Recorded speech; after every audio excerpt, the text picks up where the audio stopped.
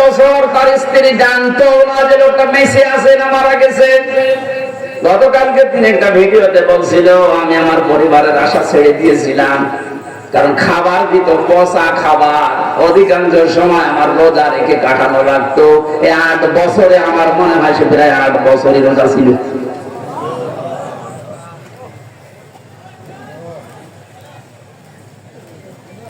কোথায় পৌঁছিয়েছে তারা এই মানুষগুলো?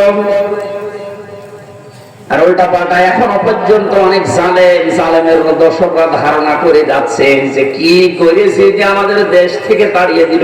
কি করেছেন আপনি টের পাচ্ছেন না? আপনি যদি কিছু না করেন, আপনার শুধু আইনা ঘরের কারণে ফাঁসি হওয়া দরকার।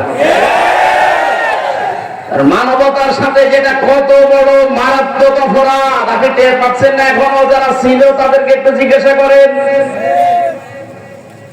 ব্যারিস্টার আমার ব্রিগেডিয়ার আমান আজমি ভাই শেষ পর্যন্ত কান্না জড়িত কণ্ঠে বলেছে যে আমি সূর্যের আলো কি 10-12 বছর দেখি নাই।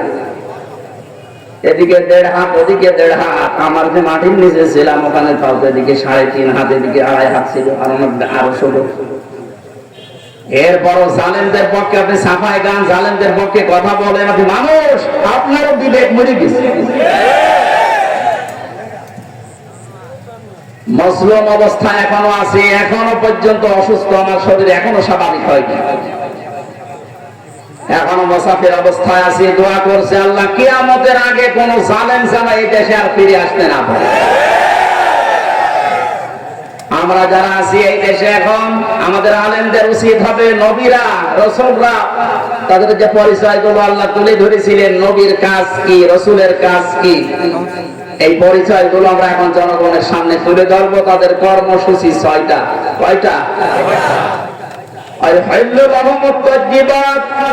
তারা হালাল করতো পবিত্র জিনিস।